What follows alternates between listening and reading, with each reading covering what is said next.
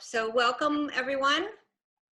I hope everyone's doing well during these challenging times, and I'd just like to welcome all the Stony Brook students, faculty, staff, alumni, community members, and special guests to today's Salon Artist Talk. We're going to be recording this talk, so if you do not wish to be recorded, please turn your video off on your screen. And after the talk, we'll have a Q&A, and that will be both by video and by chat. And the program is expected to last about 30 minutes. So for those of you who don't know me, I'm Karen Levitov, Director of the Paul W. Zuccaire Gallery at Stony Brook University, and it is my pleasure to welcome you to our first Salon Artist Talk via Zoom of the MFA Thesis Exhibition 2020. Today we're here from Joseph Santarpia, and I hope that you will also join us next Thursday at 4 o'clock for a talk by Julia Miller. Both artists are degree candidates in the Master of Fine Arts program at Stony Brook University. The MFA Thesis Exhibition is the culmination of the art department's 3-year MFA program, and the title of this year's exhibition, Presence Absence, couldn't be more timely. I invite you to visit the exhibition website, presenceabsence.com, for more information after the talk. And now it is my pleasure to welcome MFA artist Joseph Santarpia. Thanks so much, Karen. Thank you everybody for coming. There's a big group. It really means a lot that we all have this chance to connect and that you're looking forward to hearing from me. So my name is Joseph Santarpia, and I'll be giving you some insight into my practice and how it's progressed over the last couple of years. I was born in New York. I got a Bachelor of Science in Art Education from SUNY New Paltz in 2017, and I'm currently an MFA candidate at Stony Brook University.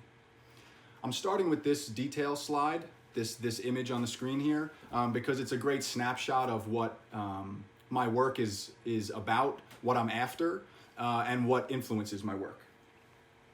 I have two grounding anchors that guide my practice, and those are my material approach and my bodily experience, or my biographical influence. I use these two grounds to arrive at imagery that is both interior and also reflects an expansive space. When I say interiority, I'm referring to viscera, right? Flesh, the bodily tissue. And expansive space, I'm referring to grand perception, atmospheric depth, just big space. And I achieve these images through my process. And my process is really is me setting and facilitating the relationships or the dynamics between materials, or the relationship between matter. And terms for that idea of how I leverage materials' self-creative capacity, terms for that would be autopoiesis or sympoiesis.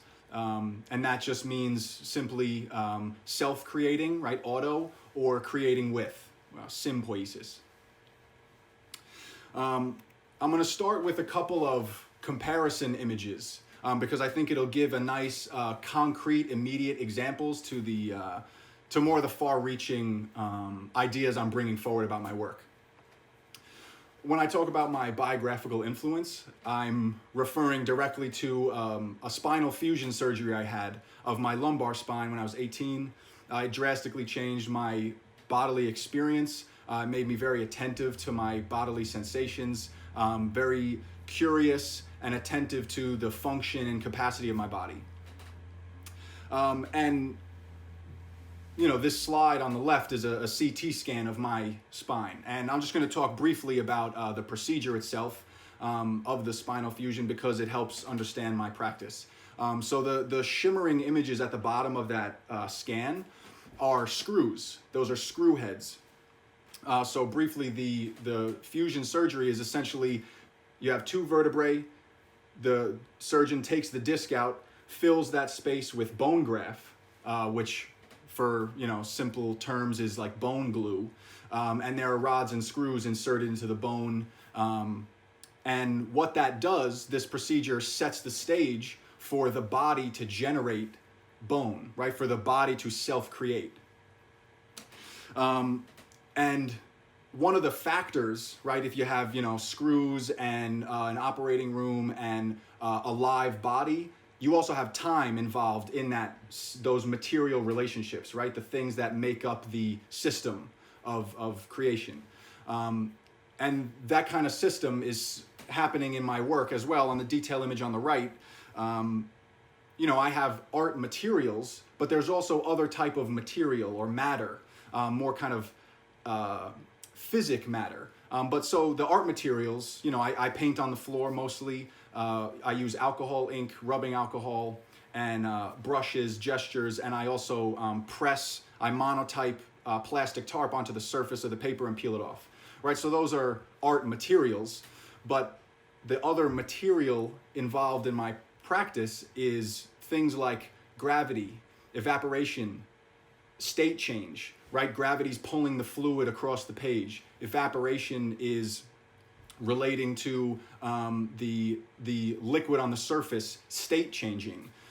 So the liquid pigment state changes to a solid as it's interacting with the state change of the rubbing alcohol evaporating into a gas, right? So those are factors involved in my process, right? This kind of system of relationships.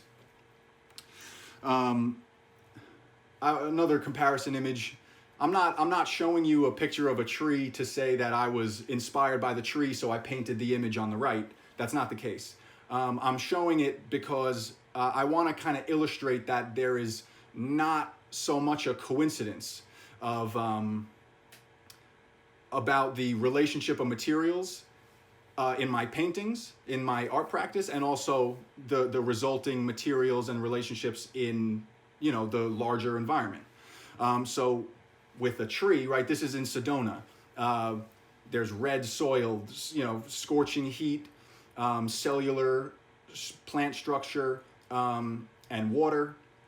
And the dynamics of those produce a tree that is red. It's beautiful, but it's red, and it's kind of striated, it's fleshy.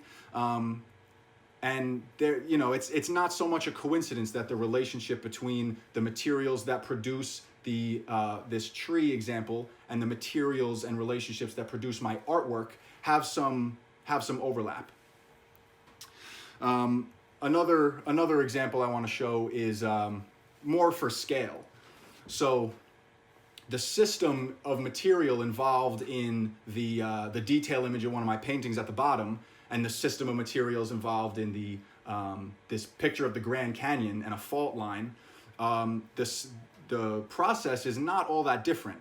You have, in my painting, you have the sediment of pigment, you have the fluid of rubbing alcohol, there's evaporation, gravity, and the same relationship, but at a way bigger planetary scale, is happening in, what results in the something like the Grand Canyon, right? Geology.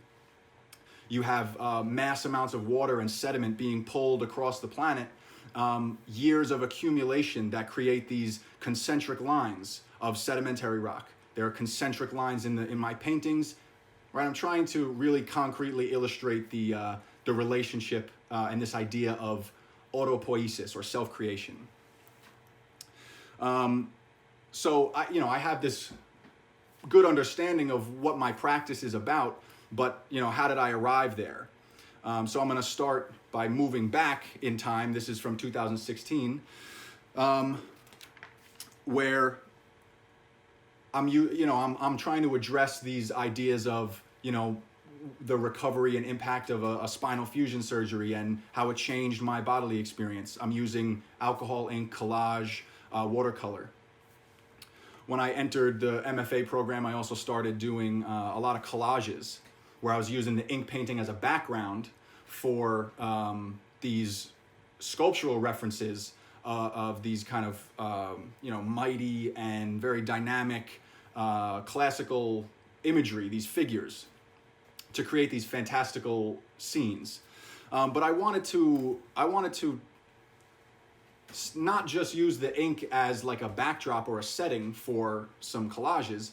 I wanted to treat it like a fully capable material, right? It has the capacity to hold its own as an art making material. So These images here are some of my first attempts. This was with acrylic ink. I was cutting the paper out, building custom edge panels. It was a lot of fun, but it was the self-creative capacity of the ink. Moving forward a little bit, in 2018, I started working in my first series, which now I really do work in series predominantly. And this is the Range series, all titled Range. And I do that intentionally to create a double meaning. So range as in spending a lot of time in physical therapy, the concern is always range of motion, right? What's the capacity of the body to move and function? Range of motion, but also range as in mountain range, right? We're talking about an expanse of mountains, right? So it has to do with exteriority and interiority. And so does the image. All right, here's a detail of that was in the Grand Canyon photo comparison. And this kind of practice is indexing, right? The resulting material, the resulting artwork, or the Grand Canyon is a index. It's a recording of the process that produced it. Moving forward, some of the more representational work that I've done, still addressing the figure, similar ideas, but being a bit more representational. I did another series called the Panoptic Study series. I had a solo show in the Alloway Gallery in early 2019 at Stony Brook, and I titled it Panoptes.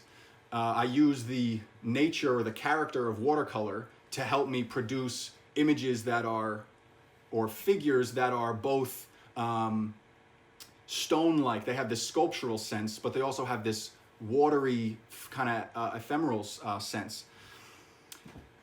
The title, the Panoptes, the Panopticon, is a prison structure that tries to impose self-policing or self-correction. So I tried to take this idea and turn it inward, where pain in my body, right, the pain that is caused by the structure or the functioning or malfunctioning of my body, is a corrective or, kind of policing of my bodily function.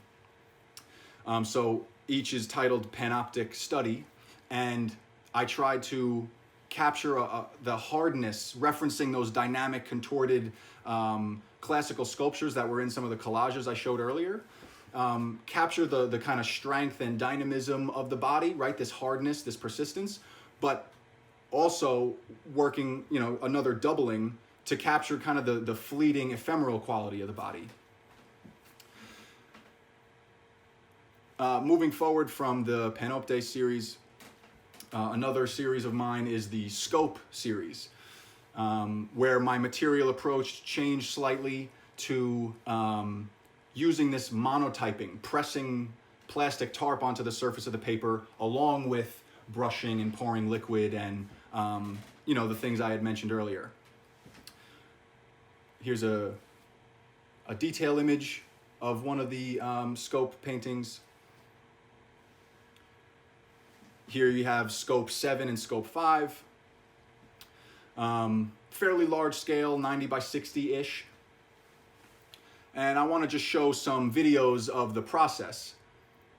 So here I have kind of a looping video of the ink kind of expanding across the page, and then I reverse the image to have it suck back up, but just to show the kind of dynamics of fluid on the page, and it kind of illustrates that scale I was talking about.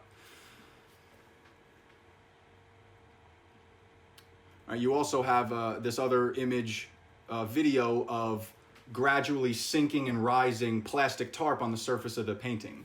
Right now it's subtly rising up. I'm going to play it again, just to show you kind of the character and the relationship between the surface of the paper and the plastic tarp, and the textures, the varied textures. So what did I do with this series? I took it to Los Angeles. I had a solo show in a gallery space called Small Green Door. I titled it Scope, another double meaning. Each piece called Scope. Again, grand perception, the scope of the landscape. It kind of has, you got the overview, you got the big picture. but also scope as a colloquial term for an orthopedic surgery, where a joint is filled up with liquid. A small camera, a microscope goes in. Small tools are able to see and manipulate the body. All right, deal with this kind of visceral tissue. I also handled the gallery space, right, the floor space, by doing some installation, hanging these kind of membrane-like theatrical visceral forms in space of the plastic tarp, right, to kind of speak to the practice, the material relationships, the idea of this kind of the membrane. And I also suspended paintings back to back in the gallery space so that they could be walked around.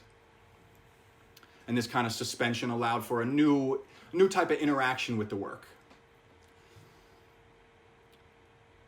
After that point, late last year, 2019, I had another solo show at the Alloway Gallery titled How to Stretch, a Bodily Intimacy, where I tried to create another kind of doubling or a line straddling between this kind of meat locker kind of suspended carcass feeling, right? This kind of aura and setting, but also a sterile kind of medical clinical environment where there's a little bit of discomfort and bodily closeness or intimacy involved in some of these medical spaces or procedures.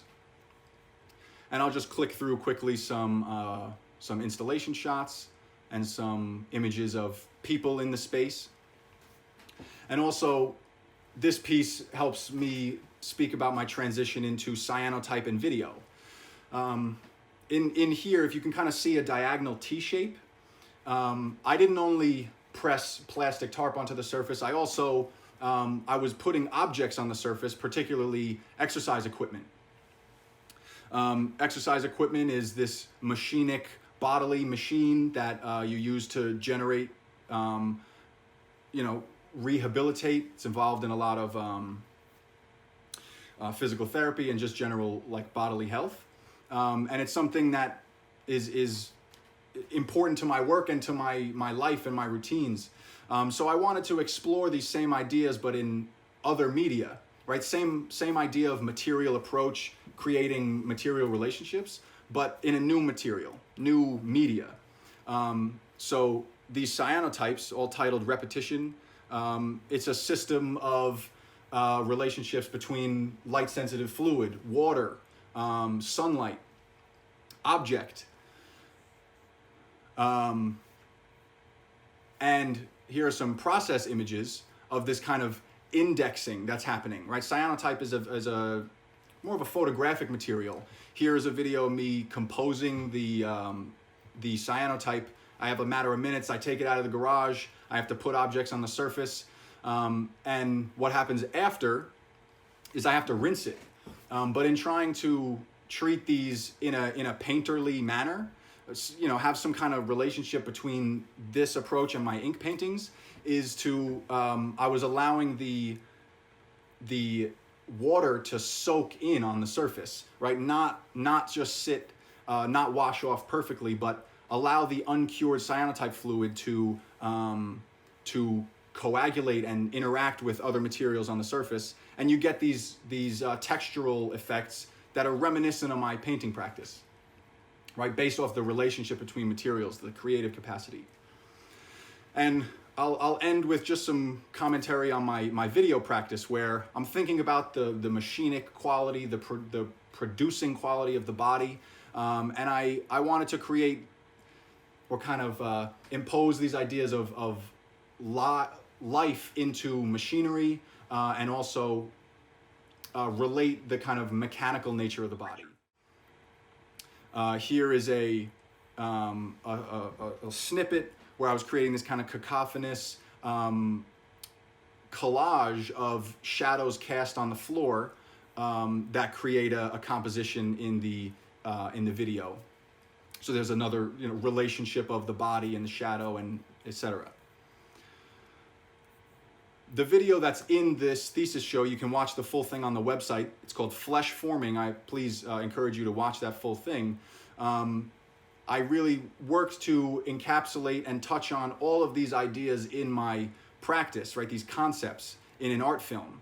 There's no sound here. I don't want to distract the audience right now, but there is this contraction and expanding of the fluid on the surface, and it's synced to audio. And you'll kind of get this sense of live flesh, this kind of disturbing, these disturbing compositions and scenes.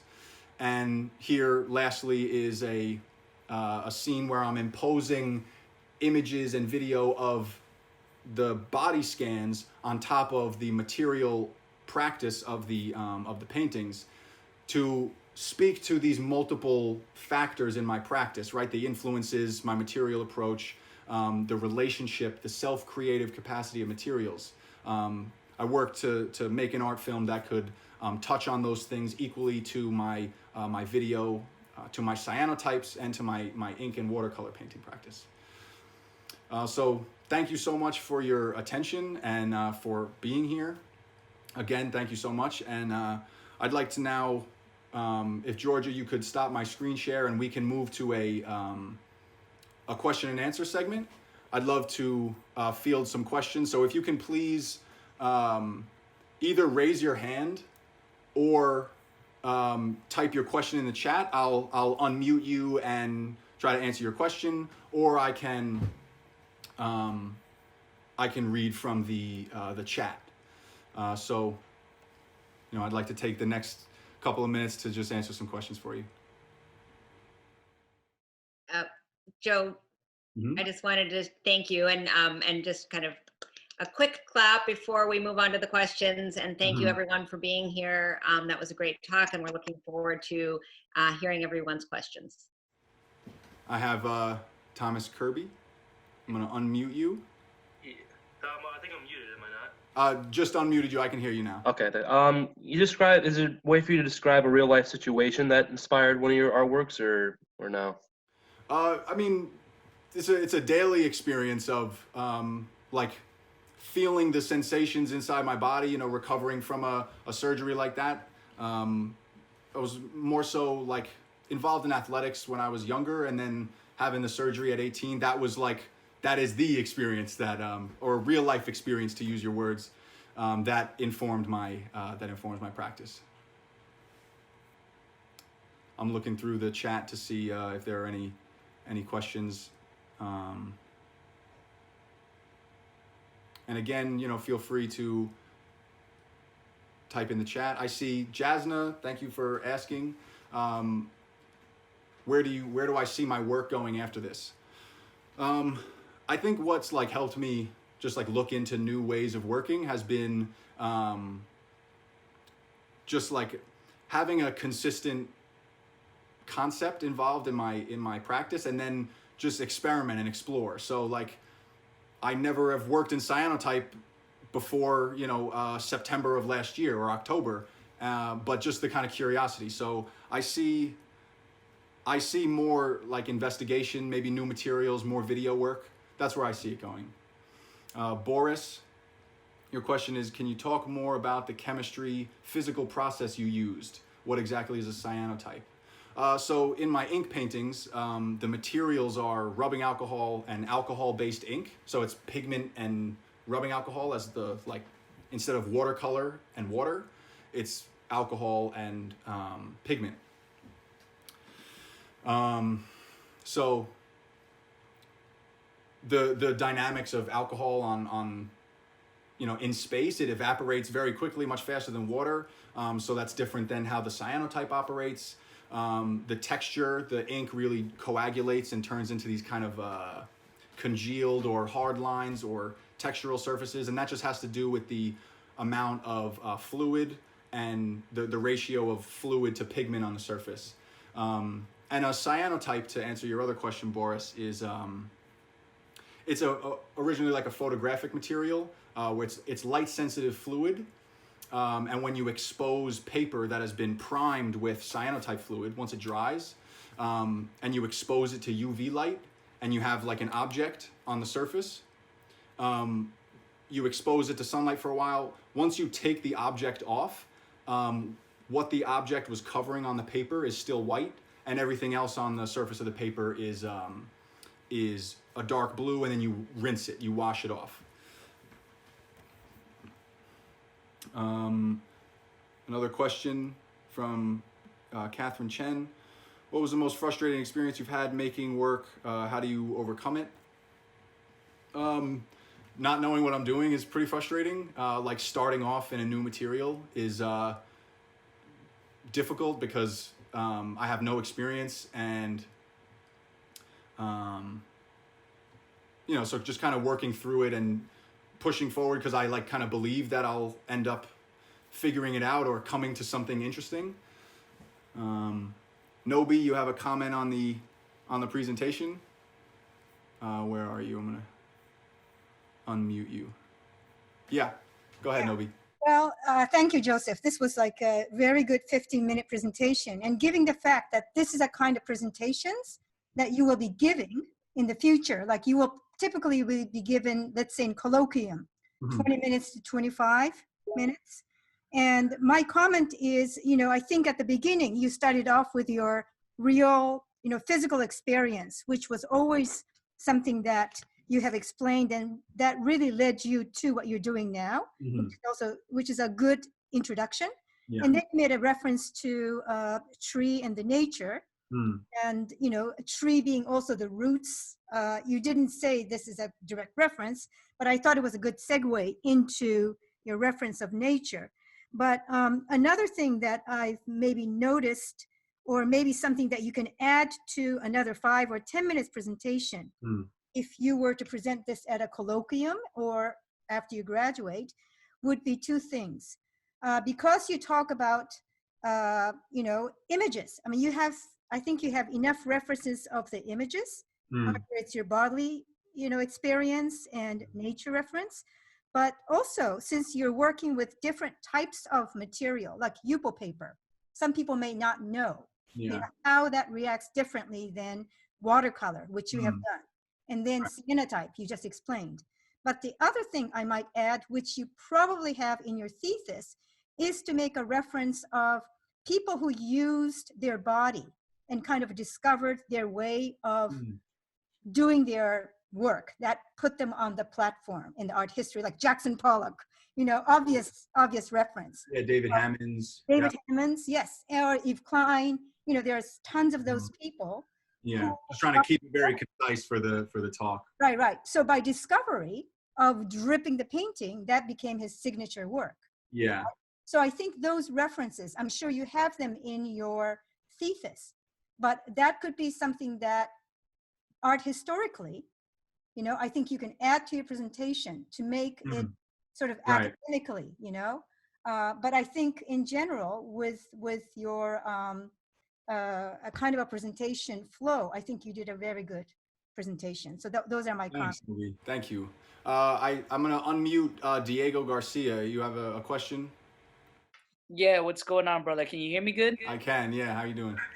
Good. I'm seeing here a question that kind of, a few questions that access a little bit of a more complex answer from you, which is really cool. I saw someone ask about how color plays into your work and how you make those choices. I, as a fan of your work, have always been very curious about those things because I have already kind of identified in my head how it makes me feel and the kind of overall ethos of your work. I've already kind of defined it in my head. And I guess I never asked you personally. My question being is like, what emotions do you wish to evoke, or do you evoke in yourself to create these works, and kind of what kind of emotional statuses have you been through, or do you have to access to kind of create these works? And do those emotions have effect on like your colors and your choices within that work? I think like it's interesting because like making art is very fun, you know, for me, where it's not like something I have to conjure up like a negativity, but like an intensity. I definitely try to conjure up in the work because it's kind of, there's a lot of movement happening, like to Nobi's earlier comment about like my body moving in space. There's kind of an intensity involved there. Right. So, and like some, I guess, emotions that or sensations that I'm trying to give off to the viewer, I would think is a a bit of like a sublime where there is a kind of awe and a beauty, right? Because I'm definitely after like these beautiful images. I'm not gonna like hide from that. But also there is this disturbing fleshy quality to them, which creates that bit of sublime where there is that moment of fear and question while playing off that beauty. So that's how I'd respond. Thank you for that question, Diego, and thanks for coming. Thank you. I'm gonna look in the chat again for some more questions.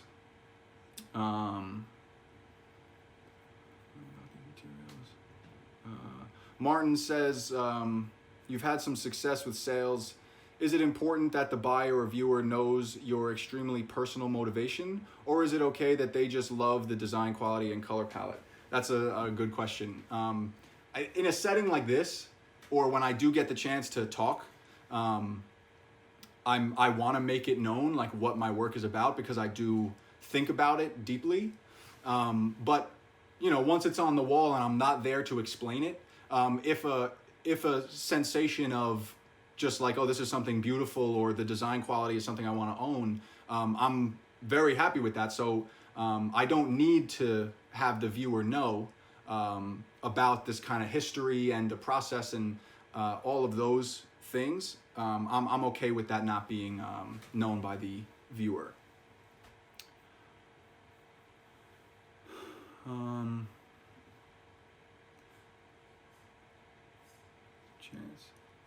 Oh, this is a good. Zachary Skinner, my professor from New Paltz, who is amazing. Thank you. You said your processes seem to have a lot of elements of chance. Are there losses? Does failure play into your process? Yeah, absolutely. I mean, every time these pieces aren't very scripted, and there are a lot of not successful pieces, like plenty. So chance is like a staple of the practice, because again, I'm kind of facilitating the relationship of material, and I play a role in it, but I don't like control it. Let's see.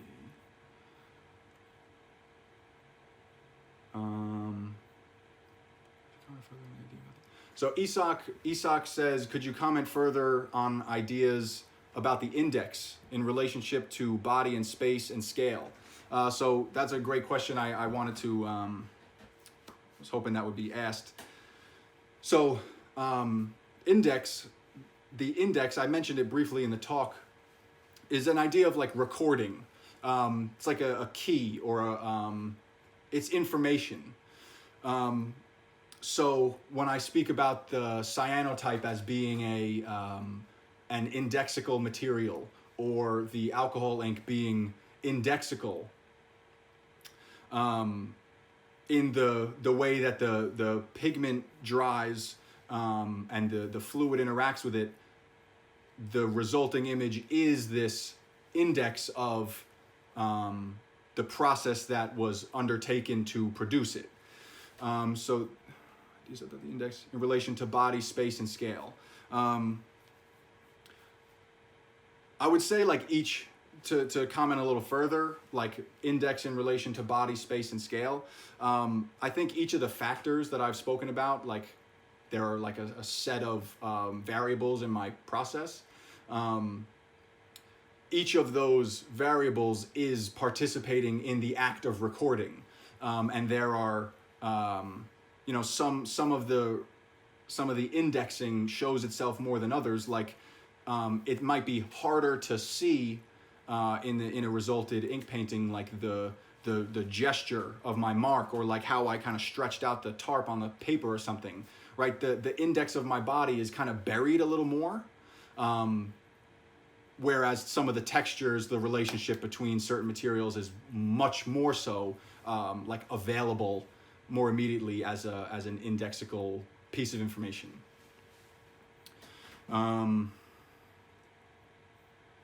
Sarah Chaudhry asks, how long does it take you to finish a piece?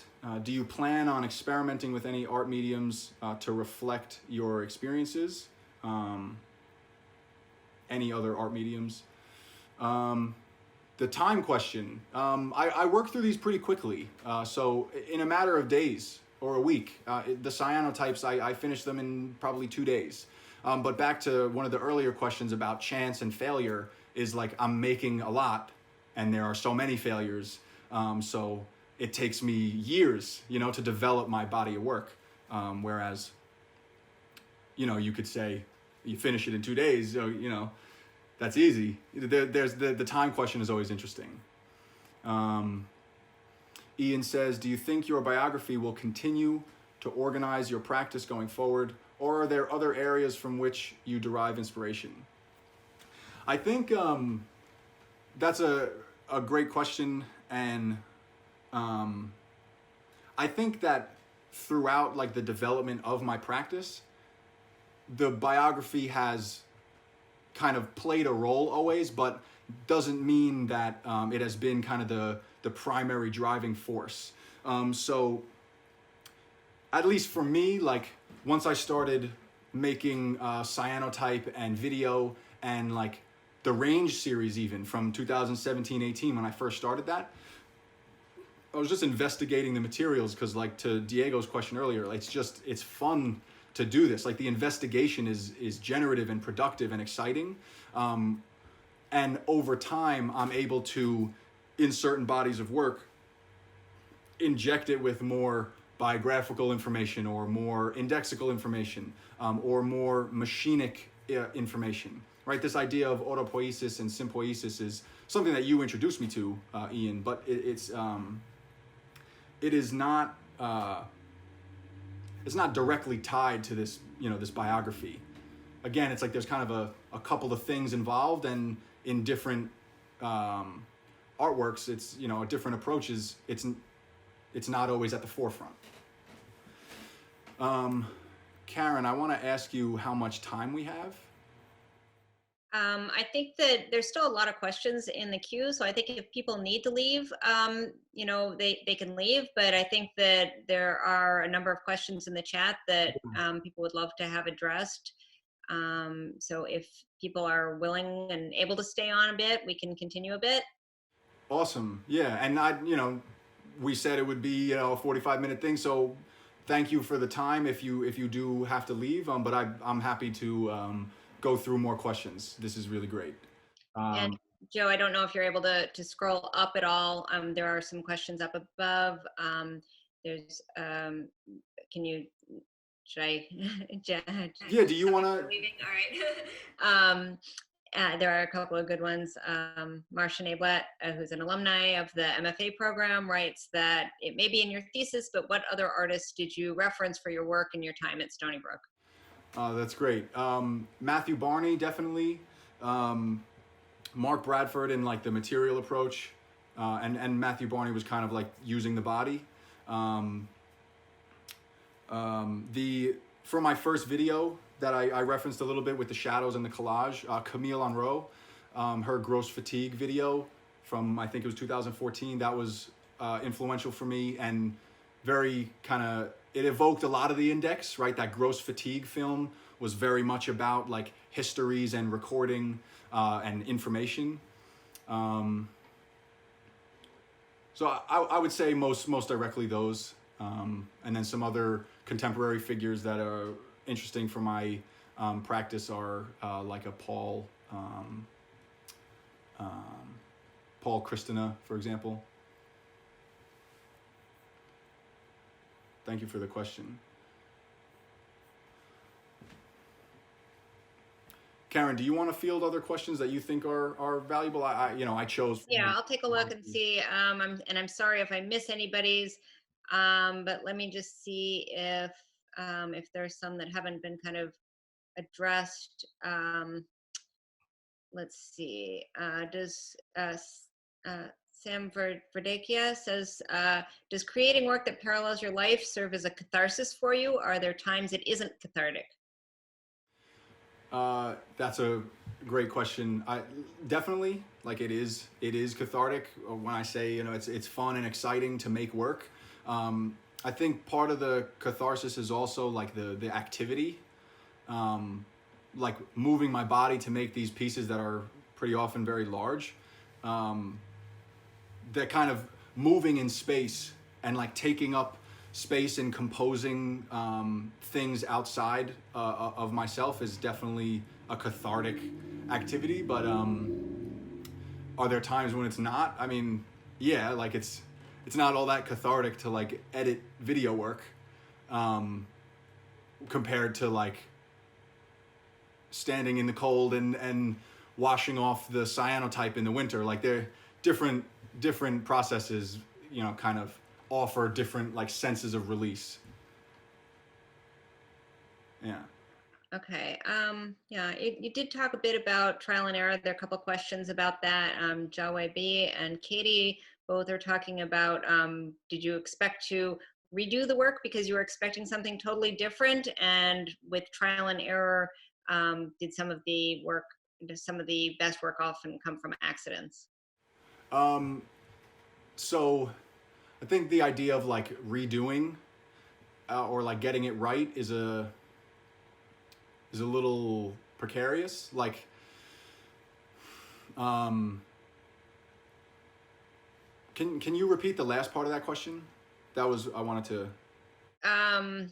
Okay, so it says, Katie writes, so like with all great things, it's a project of trial and error where the best things are often, where the best things are often the best accidents, sort of. It's a kind of a question of. Right, okay, accidents. And okay, so like best work being the one that was like, oh, I didn't even expect it. I think I wouldn't say the accidents are my best work, but my accidents definitely inform like where I go next.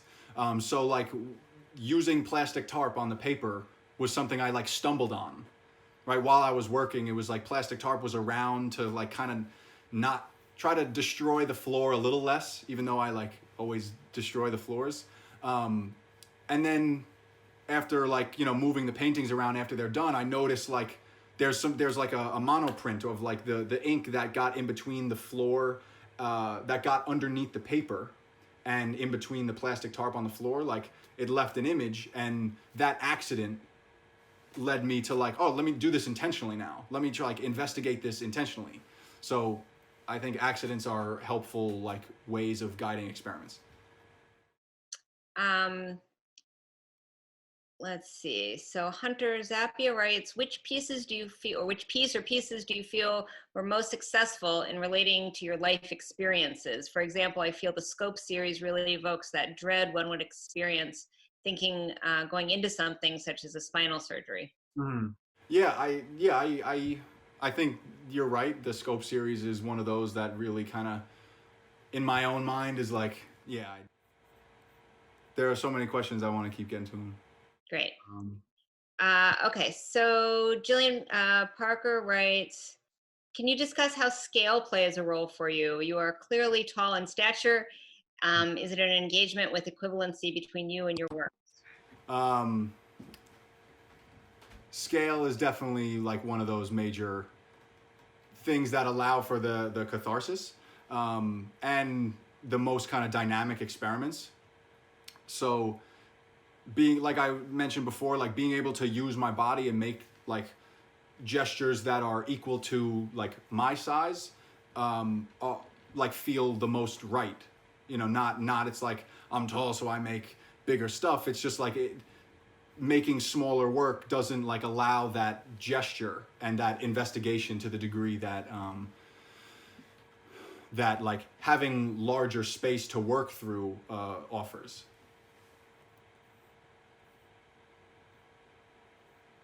I think maybe with the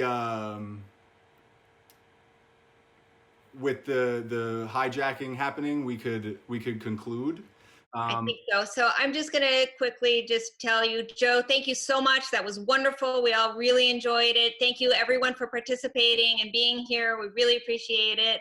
Take care, everyone. Stay well and stay safe. And hope to see you again next Thursday for Julia Miller's talk at 4 o'clock. Thank you so much, everybody. I really appreciate it. And please feel free to reach out through the website or you know, via email or whatever. I'd love to talk more. Thanks so much. And please visit presenceabsence.com. Yeah. And the Zuccaire Gallery. Take care.